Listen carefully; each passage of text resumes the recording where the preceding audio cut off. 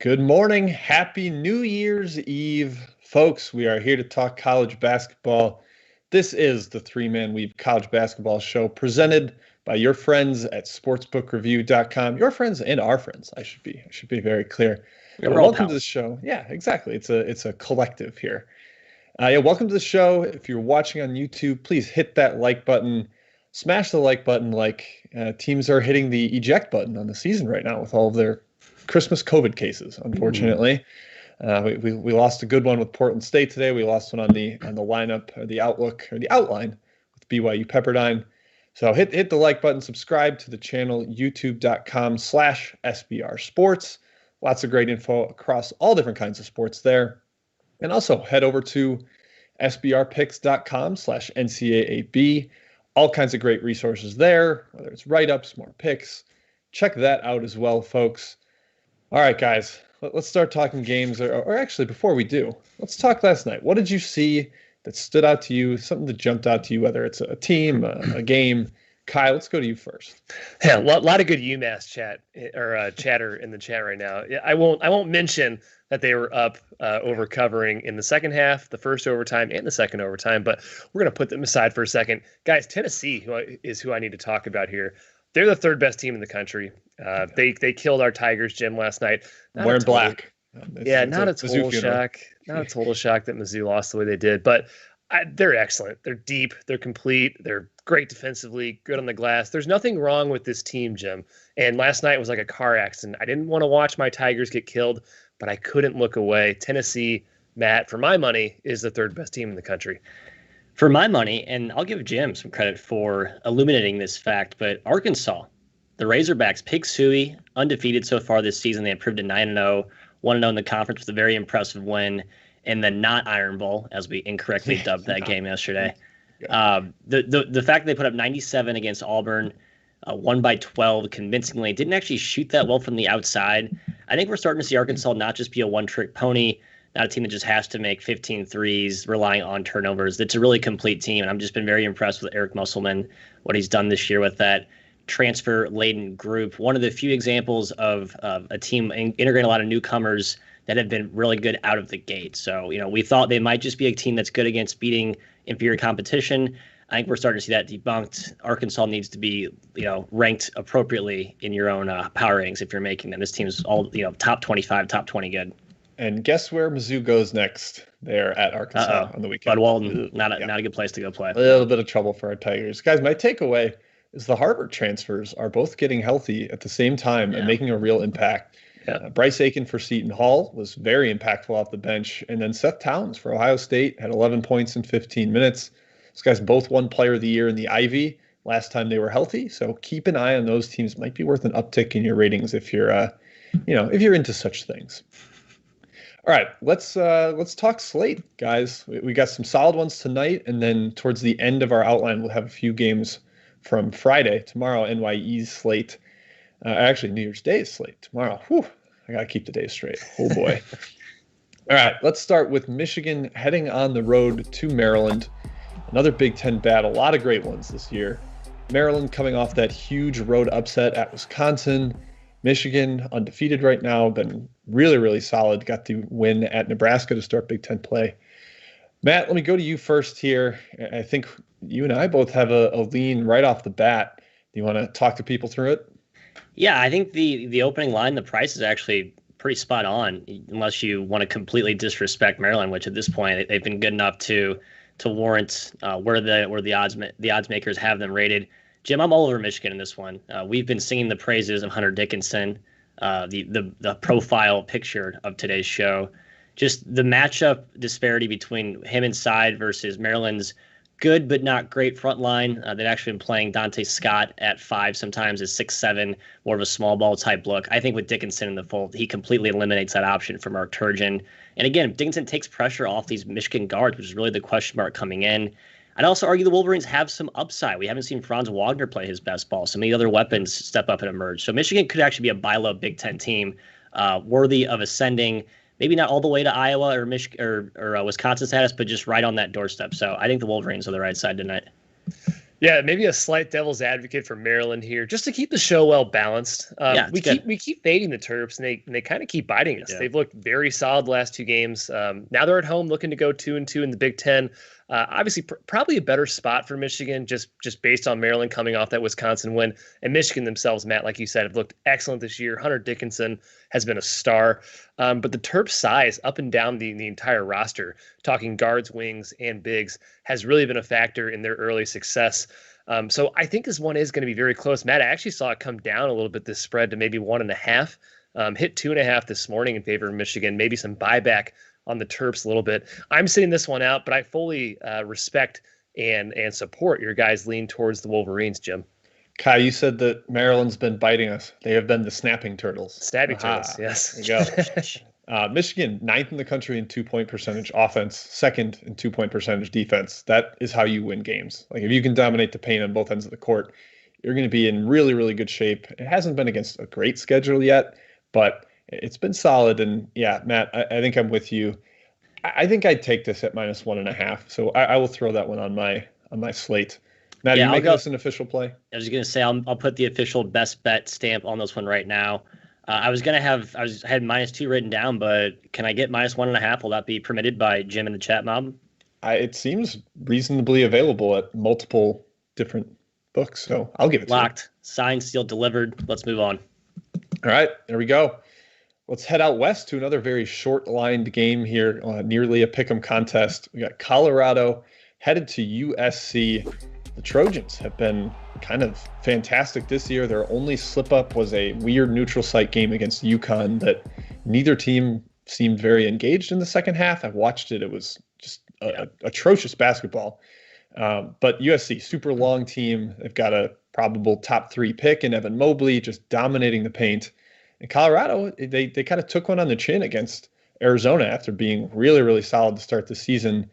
This is their, I think, 3rd straight road game. Or maybe they're in the midst of a big road swing here. But who's got a lean here? I'll go to Ky first. I think you like the Trojans. I don't want to give that away too much, depending on where the line's at. Jim, I like the Trojans. It's weird. I never thought I'd be a USC backer, but they've done nothing wrong this year. They're creaming teams, and it's mostly been due to their defense. They are the biggest team in the country. That certainly helps. Like you said, Evan Mobley's been terrific. Maybe not too much of a shock considering he was the number 2 recruit in the country. Right. But Rice transfer Drew Peterson, a guy we've talked about internally, has morphed into an all-conference contender for USC, kind of out of nowhere. The Buffs finally looked human against Arizona. They have not covered a game in either game they've played against Power 6 competition. I'm ignoring Kansas State. I'm not giving them the credit for being a Power 6 team this year. Are you ignoring Washington too? I think you should. I'm ignoring Washington too. I'm ignoring the purple Power 6 teams besides Northwestern. I think USC's size gets to Colorado here, and I like the Trojans to cover. -2 is what I'm seeing. Yeah, I don't want to regurgitate the same points I made about the prior game, but a very similar situation here from a price perspective. I think the line's actually about where it should be. Colorado, we've been sort of sounding the fraud alarms, but the Arizona game wasn't all that much of an indictment on Colorado. I just thought Arizona played phenomenally. James Akinjo just caught fire. McKinley Wright had an off night. I just think that was one of those dud games that Colorado was due for. But I think this price is right. So you could argue it's a bounce back spot for the Buffs, but Ky hit it on the head. The USC defense is phenomenal. The Mobley brothers up front, they're playing sometimes 6'8", 6'8", 6'11", 7 foot from 2 through 5 across the front line. Just so much length. In Colorado, a team that can make shots, but their bread and butter is inside through Evan Batty. So I think this is a tough spot for the Trojans. If I can get -2 here, I think I'm going to lock it in as an official other play for Matthias today. I'll lock it in tough official. Spot for the Buffs. Yeah, tough spot for the Buffs. Man, let's lock it in, man. USC -2. Lock it in. Dude, let's do it. Andy Enfield, our favorite. One point to make here. USC has been missing their point guard Ethan Anderson. I think that's good for Colorado. He's been bad by subtraction. He's just not really a good basketball player, not a smart distributor of the basketball. They've been better without him. And then McKinley Wright got banged up late against Arizona for Colorado. That really hurts them. So keep an eye on his status. If he's out, then USC at -2 is stealing. So definitely monitor that one. Let's move on. We're going back to the Big Ten, and then we'll return to the West Coast, to the LA area. We're just flip-flopping back and forth here. Minnesota headed to Wisconsin. the basketball battle for Paul Bunyan's axe. Woo. Oh boy, Jim, get it under control here. It's a nice ass though, Jim. Both are worth battling for. Both are worth battling for. That'd be a lot better. Paul Bunyan's axe, folks. Another buy low, sell high spot here. Minnesota's been terrific, knocking off Iowa and Michigan State at home. Wisconsin took that home loss to Maryland. This feels like a pretty solid bounce back spot for me. Number might not be right for it, but as a long-time Wisconsin fan, I think they play really well in this game. Matt, where do you stand on it? It's Big Ten under season again. I'm curious where my Undertaker buddy Jimbo sits here, but Kyle Todd in the chat on the head. I think this is a lock. I know we've been stubborn with Big Ten unders, but this is a game where when you have, again, a fast team versus a really slow team, Wisconsin will control the pace deliberately. Minnesota wants to run. You're betting on pace over efficiency. I think that's the recipe for success in totals. The pace will favor Wisconsin. They've been shooting the lights out. I think Minnesota has also been white hot. I would argue Minnesota's more due for regression. Wisconsin, actually a good shooting team with lots of options. I just think the under is the right play here. I just don't see this game being an up and down, high scoring affair. I believe the number is still above 140. If it's above 141, I would still endorse it. Yeah, Minnesota, guys, has been a wagon, ... at home. The only road game the Gophers have played this year is at Illinois. They lost by 27. That's concerning. I think this is a different team on the road. Obviously, small sample size, but I feel like it's kind of been the case the last couple of years with Minnesota. And they're obviously coming off those two big wins against Iowa, against Michigan State. So I can see them laying an egg here against Bucky, against one of their rivals. Wisconsin, obviously looking for a win off that loss to Maryland. They should be well motivated. So I lean towards Wisconsin. I agree the spread's too high to make that an official play. And Matt, I agree with your under lean. I liked it. I kind of cut my strike off pretty high, so I doubt I get it. 143 is what I liked. It's 142, 142.5. So I probably will stay away from the under as well as an official play. Yeah, we've been. Someone on Twitter pointed out how bad we've been on unders lately. So I'm going to avoid taking this as an official one too. But I do lean that way. So if people are not disturbed by our lack of under success, then potentially that's a play. But I'm not going to put that one on my official slate, despite the lean. I will say I do lean Wisconsin ever so slightly. Jim, I think you've brought this point before. Wisconsin has historically struggled against really dynamic game-breaking guards, right? They don't always have that lockdown type of defender that they can stick on a guy like Marcus Carr, who is maybe the best shot maker in America. So I guess if you were looking to play a side in this one, I would probably lean Bucky, especially if it drops down to 7. Yeah. It spots all Wisconsin. It's not going to 7. It's up to 8.5. So up to 8.5 now. I think people are very. I think it's a draw. Yeah, that buy low, sell high spot. People understand that the Badgers are probably going to play better after a gross game last time out. All right, let's go back to LA, West Coast, Best Coast, potentially. Utah headed to UCLA. Guys, this one is interesting. Utah has did struggle in its only road game, got completely thumped at rival BYU, and UCLA has covered every game at home so far. Seems to set up pretty well for UCLA. However, I'm making this my best bet, guys. I'm taking Utah. I think the spread's too high. +7. There's enough 7.5 out there. I'll take Utah +7.5 as my best bet. I think it's a pretty feisty young team that got overmatched by BYU in their first road game, but now in the road conference play, I think they battle. They could win this outright. It's not going to be easy. They might get beat up on the glass, but I like the Utes here. Big Larry K, West Coast Coach K. Ky, do you have a take on this one? Jim, my immediate reaction was this spread feels high. So I'm leaning towards your side as well. But what has Utah done, though, really? They beat two Idaho schools. They beat a terrible Washington team. They barely beat Utah Valley, got killed by BYU. So I'm a little hesitant to back the Utes fully. UCLA does seem to kind of be getting it back together despite the Ohio State loss. Jim, like you said, I'm a little bit worried about the glass. The UCLA probably should have a huge advantage there. But I like your other point even more. Utah is a scrappy team in conference play. So I agree. I am leaning towards Utah +7.5 right now. Matt. I would agree. My only reason for caution would be what we saw last season.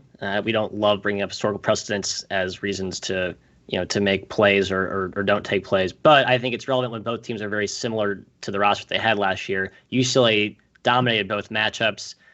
Utah has length, but they don't really have size and girth. Their front line's very skinny. It's skilled. UCLA has some burly dudes up there. I'm worried that Mick Cronin can exploit that. It's kind of a shark in the water, smells the blood. I fear that there's a repeat of what we saw last year with that interior mismatch. However, I think the price does favor Utah. I made this game about 1.5 lower than the current price of like 7.5. Is that what we're looking at right now? Yep. 7.5. All right, Matthew. Well, you tried to talk to people off my best bet. Maybe you're right. I feel like I pulled too much water on your take. No, it's you got to get both perspectives here. I respect it and I appreciate it. All right, we were going to stay in LA, guys, with BYU at Pepperdine here, but unfortunately, Pepperdine has shut down their program currently due to some positive COVID cases. So we are going to continue to throw more shade at the Washington basketball program. We've already taken a couple pot shots at them so far in this episode, and why not continue? Arizona heading on the road to Washington. Now, my hesitance here, I've seen a couple people say, Stephen Hannell asked if the Arizona line is just too easy.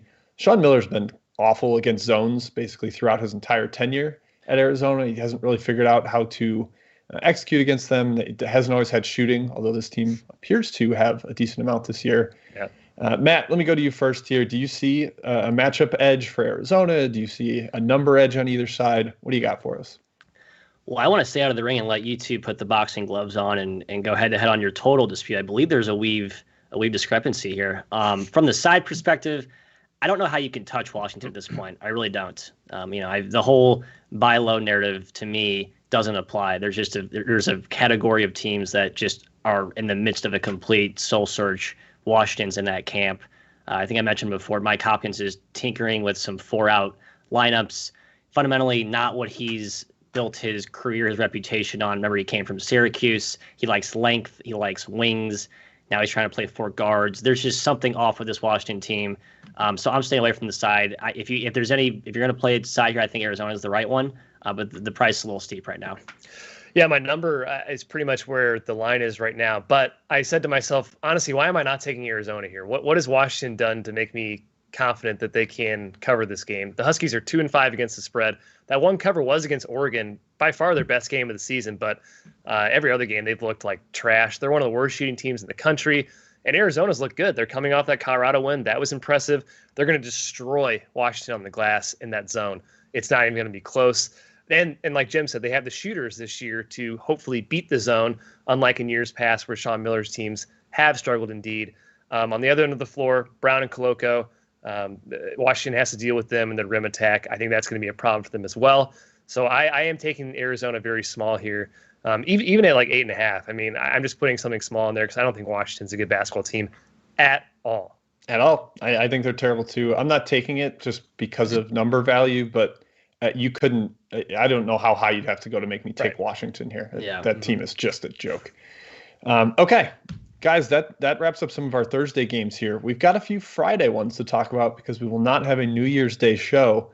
Not a huge slate, not a particularly intriguing one, but one league. Should we go chat mob, Jim, real quick? Oh yeah, go for it. Matt, do you have some queued up? I got the czar if you want. Oh, wow. Can I be the czar? Baby. Wow. A new role for Ky. All right, cool. Matt, take that, man. All right, we got Sean P. asking about an extra twofer here. We got Winthrop Campbell and we got Gardner-Webb Hampton, both back-to-back, both in the Big South. Guys, I think we're all going back to the running Bulldogs today against Hampton. Jim, is that right? Yeah, absolutely. Gardner-Webb shot terribly yesterday. Hampton kind of shot pretty well. Hampton was missing a starter at Oliver Hampton. Great name for a guy who plays for Hampton. Yes, well named. I think that yesterday is a little more of an aberration. Gardner-Webb plays better today, and you get a point of value compared to yesterday's line. So I would take G-Webb. Yeah, Jacob Falco, Jaheim Cornwall, Gardner-Webb's 2 best players were atrocious yesterday. I just don't think they play that badly. I am worried we were maybe fooled by Gardner-Webb's opening game against Western Kentucky. We may look back and view that as an outlier. Maybe this team's not as good as we thought, but I'm still in the belief that they are. So I'll be stubborn and go back to the well today. I wrote the Big South preview this year for our site. Gardner-Webb's way better than Hampton. I'm taking Gardner-Webb. In fact, screw that. I'm gonna lock this in as a play. What we got? Love it. We got -4. Sure, -4 Gardner-Webb. All right, I'll take it with you, Ky. G-Webb -4. What was the other one that got asked about there? Winthrop Campbell. This spread is huge again. Campbell plus 15, plus 16. One of their big guys, Lucane, appeared, Matt, to get injured last game. We loved Campbell yesterday. That was an easy win. Matt, do you think Campbell can do it again? I was the only. You guys were both on the right side there. I stayed away. I've just kind of have this don't fade Winthrop policy. We've seen in a lot of these back-to-backs the very drastic swings from game 1 to game 2. Does that mean Winthrop or maybe comes out with more fervor in this one? I don't know. I think the number is too high. So if you like value, take Campbell. If you like spot back-to-back matchup, maybe take Winthrop. So yesterday, Campbell just shot crazy. I think I can't remember who I saw tweeted this, but Campbell's effective field goal percentage on jump shots was 65%, and that's not going to continue. They committed 38 fouls. Winthrop took 50 free throws yesterday. I think a lot of what happened is unsustainable. No, my number still leans towards Campbell, but I think this is probably a scary Winthrop angry team in this one. Yep, yeah, I agree. Jacob Caldwell in the chat just calling us out for, I think we have made that point of maybe overemphasize the point of trying to go the other way on the second leg of the back-to-back. I think the first game you look at what happened can be an indicator of, oh, this is how this matchup's going to actually play. It can also be an indicator of things that were anomalies or outliers that are likely to regress to mean. It's just tough to parse through those dynamics. In this case, it sounds like we lean more dog. Yeah, I mean, it's not the one team's going to cover both every time. It's not going to flip every time. Right. So, it's not, you got to take it case by case. Jacob, the difference between Colorado State and Fresno State is Colorado State's better than Fresno, and Gardner-Webb is indeed better than Hampton. That's the difference between those two games. Let's go to Ryan with Radford against who they playing? Presbyterian? At Presbyterian, back-to-back there. Back-to-back. I liked Radford a lot yesterday. They had to come back from a dicey. They were trailing and were able to extend enough late to cover. It was not a comfortable cover. I'm surprised that the line is 5, higher than it was yesterday. I'm not going to endorse this as an official play. I think my number still leans that way, and I think Radford does play better, but I'm not gonna jump on that one. I just think the value might be a little gone. Presbyterian could be a little better than we thought with some of the transfers they got eligible thanks to the blanket waiver. Yeah, I gave them an upgrade just based on what I saw yesterday. I just had them way, way too low after those initial injuries. The Younger and Reddish approvals, while they looked bad against South Carolina State, they were up most of the way against Radford yesterday. I think this team's better than we had initially pegged. So I'll stay away. But I think Radford's still a better team. Just don't know if it's the right spot to play them. Jim, maybe one more before we go back to the outline. Sure. We got California and Oregon from Sean L. asking about another Pac-12 game here. I don't have a side lean, guys, in this one. Matt, do you think the Ducks are just way, way better and we should be on the favorite? I'm torn. Jim, do you have a strong take on this one? I'm going back and forth in my mind here. Nothing strong. Matt Bradley is expected to play. John Rothstein just tweeted that. He's been upgraded to probable. I mean, this number's it's right around 13.5. I would lean Oregon in the gun to head situation, but nothing strong here at all. I just can't get Cal right. I think Cal's the one team even dating back to last season. If I back them, they play terrible. If I fade them, they play well. It just seems very Jekyll and Hyde. So that's just a personal, anecdotal, don't touch that team. All right, Jim, back to you. Back to me. All right, let's talk Saturday or Friday slate a little bit here. The big conference that we got to feature is the CUSA. Got a couple big showdowns there.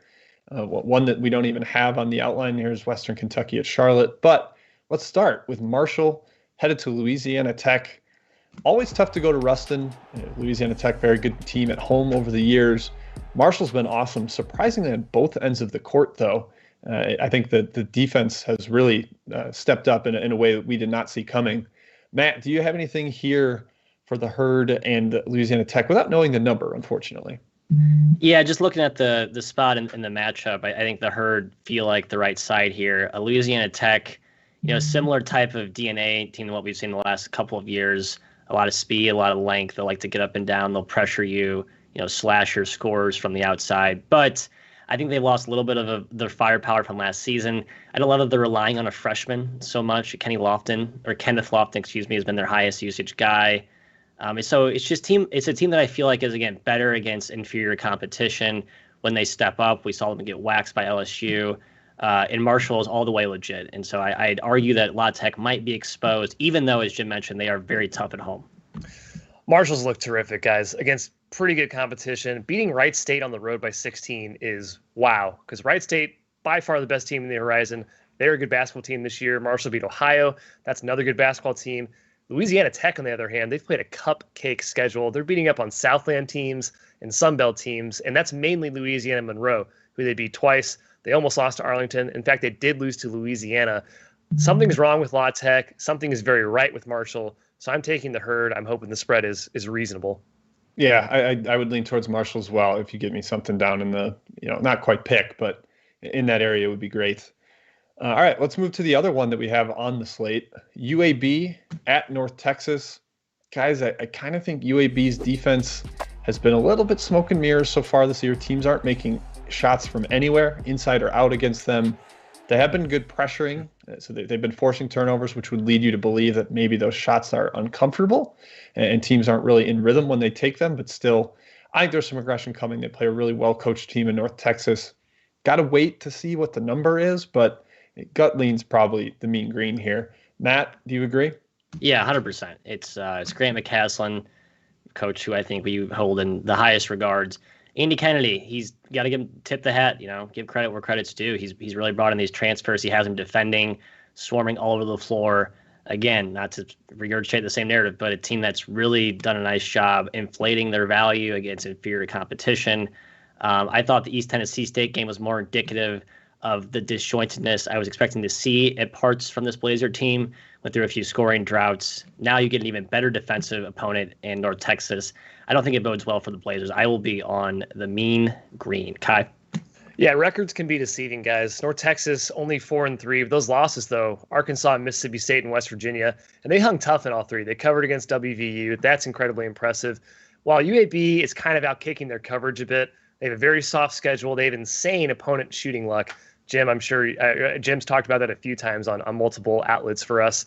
And they have a recent loss to Chattanooga, which is probably closer to the real Blazer team I think we're going to see the rest of the year. So UAB is a good team. I just think North Texas is an excellent team. So I hope this spread is low because I would love to take North Texas. Yep, I'm with you. I mean, we saw the cracks in the armor showing up for UAB, losing to Chattanooga at home last time out. And that was Chattanooga before Jean the Baptiste came back out of the transfer portal. So a little dicey on the Blazers. We'll see them hopefully drift back outside of the top 100 pretty soon here. Yeah, what an ultimate Bill Murray and Space Jam move there by the Baptist to screw both of you. Don't play defense. Sorry. All right, guys, let's recap best bets. I don't think we've gotten Ky's pick yet, but Matt, let's start with you. What have you got on the slate today? A best bet and anything else that you took during the show? Hopefully you wrote them down. I did for the first time all year, I believe. Michigan 1.5 as the official price for my best bet. USC -2. And the Minnesota-Wisconsin under. I believe I said 141 was where I drew my line in the sand. I just want to confirm that was the price I saw. Chat mob, hold me accountable if it was not at that when I said it earlier. I think you got more points than that. I think you're 142, okay. 142.5. Yeah, I think it's 142. All right, 142 it is. Boom. Yep. All right, Ky, let's go to you. I know there are a couple people asking about this particular game, so let's get that best bet. Yeah, first, just a quick recap of what I'm on. USC -2, Gardner-Webb -4, my two bets today. My best bet, though, guys, is Boise State. Boise State -21 I'm looking at now. Bloodbath coming up tonight in the Mountain West. Seneca Knight was San Jose State's best player. He's gone. He opted out for the season. Even with him, guys, they lost to Cal Poly by 4. They lost to Utah State by 30+ twice. This game's being played in a rec center, quite literally like a YMCA style rec center. There's no home court advantage. I think Boise's going to throttle them. Broncos -21. They'll probably win by a lot more than that. Wherever you guys are watching, wherever your gym is, the gymnasium is a nicer gym than where this game is being played. That's not even hyperbolic. It is. I don't understand how they're even going to film this game. So yes, there's zero home court whatsoever. Boise at the right side. Just want to co-sign that. Matt, they've got one camera in the gym. It's like for synergy and scouting purposes. That's like the only reason it's there. Like that's confirmed. It's released that's what they're doing. It's a mess. San Jose State is a complete mess right now. Every game they've looked bad to even worse than bad. So yeah, against Boise State, a very, very good team. I'm with Ky here. I'll take that at -21. All right. And to recap the rest of my bets, I'll get to that. So Boise -21, as I mentioned, riding with Ky. Michigan -1.5, riding with Matt. My cohorts have great best bets today. I'm with them. Oh, thank you, Jim. Gardner-Webb -4, and then Utah +7.5 was my best bet. Guys, let's wrap up with a few other chat questions real quick. Yeah, let's go to Larry. Larry, we covered Boise. Now we're going to go to Utah State Air Force. Yeah, I have no take in this game, I'll be honest. Matthew, how about you? I was looking at some of the pace, the last year when these two teams played, trying to get a feel for how this game's going to be played out from a tempo perspective. Air Force played a little bit faster, actually, in their first conference game against Nevada, which I thought was a little interesting. Historically, one of the slowest teams in the country. Joe Scott, their first year back, reinstalling the Princeton offense. You could argue that maybe that's the right play because it could be a tough spot to prepare for. But Craig Smith is the coach. He might be my favorite in the country. So I have no appetite to fade Utah State. Just a hard stay away on all fronts here. Point is, I dug into it. I saw nothing on either side, total or side. Yeah, I have a lean towards the under. I think Utah State's tempo numbers are inflated by playing the joke of a program that is San Jose State right now. Those were 79 and 82 possessions. I don't see that continuing. And then, Air Force played 69 possessions each against Nevada, pulled up by a Nevada team that really wants to run. I think this one settles a little slower. I'm not going to endorse it as an official play. It's a very low total, but Utah State's probably just better too. Air Force is really limited on talent and just bodies. They're playing like 6 players the entire game. We got Nick, Jim, and a whole lot of other people asking about San Diego versus San Francisco. It's a Don's lean for me, guys. The Toreros, I don't think are very good this year. Jim, what do you think? Yeah, lean Don's numbers about right, but San Francisco, a team that we've seen boat race lesser competition, what they did to Nevada, what they did to Cal Poly, I would lean towards San Francisco. I do too. It's just a big number. Just when I saw it, it's like, wow, really? 14? Because San Diego has some talent. I want to put emphasis on some. I don't think they're a dumpster fire by any means, but I think San Francisco is the right side. If you want to play something, I would stay away, though. Let's go to Mark and a few other people. New Mexico, Nevada. Jim, as you mentioned, this game is not in the pit, and New Mexico's looked really bad this year. Should we just take Nevada? I mean, I don't know how you justify taking New Mexico right now. They're a mess. The quotes coming out of the team and the coaches are not good. And they haven't been playing at home. They've basically been like staying in hotels constantly because they have to practice elsewhere. Can't be home in New Mexico. We saw New Mexico State struggle with that loss at CSUN. These teams that aren't even able to be at home, I think is a problem. Yeah, they were never competitive with Boise State. Both games were blowouts within 5 minutes. I don't understand. This New Mexico team could be really bad. So I want no part of it, even though I think the line's pretty high. We got one more here. We got Steven asking about High Point, USC Upstate. Matt kind of said it in the chat, but guys, we're going to the Upstate well, which feels very, very grimy. So High Point was without their best player yesterday. John Michael Wright. That comes back to bite them a little bit, I think. Upstate's been terrible. Kayvon Moore is not playing for some reason. He's our Clemson transfer that is supposed to be one of the best players in the Big South this year. That's concerning, but Upstate shouldn't be this garbage. Like 8 points shouldn't be this bad. Matt. I would agree. I just want to throw one more chat mob question in here. Northern Arizona versus Idaho. Jim Bean just asked that. I know we all have a strong lean. The line got away, I believe, so we may have lost. Got value. But if it does come back down, we are big Northern Arizona believers in this one. They looked competent in their trip up to Gonzaga after a tough start coming out of COVID. They're just the better team. Idaho's horrible, and Northern Arizona is not great, but they're the better team. Yeah, I want to mention too that High Point was not only missing John Michael Wright, their best player in point guard, they're also missing their center, Emmanuel Izunabor. So you're missing 2 starters. I think it's hard to hold up. Covering 8 points against USC Upstate without 2 starters is a lot to ask. I didn't even realize this line's crashed. By the way, it's like 5 right now. So I guess people are agreeing with our Upstate takes there. Yeah, wow, you're right. All right, and then to Matt's point on Northern Arizona, I lean that way, but number got away. Agreed. Yeah.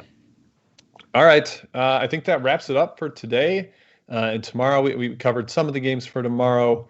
You can always reach out to us on Twitter at 3MW_CVB. We'll try our best to give our plays there, or at least our opinions, and tweet at us. Don't DM, because the DMs can get crazy if we're having to answer a ton of individual ones. But all right, Check out sbrpicks.com/NCAAB, the number at the top, or the link at the top of your screen there.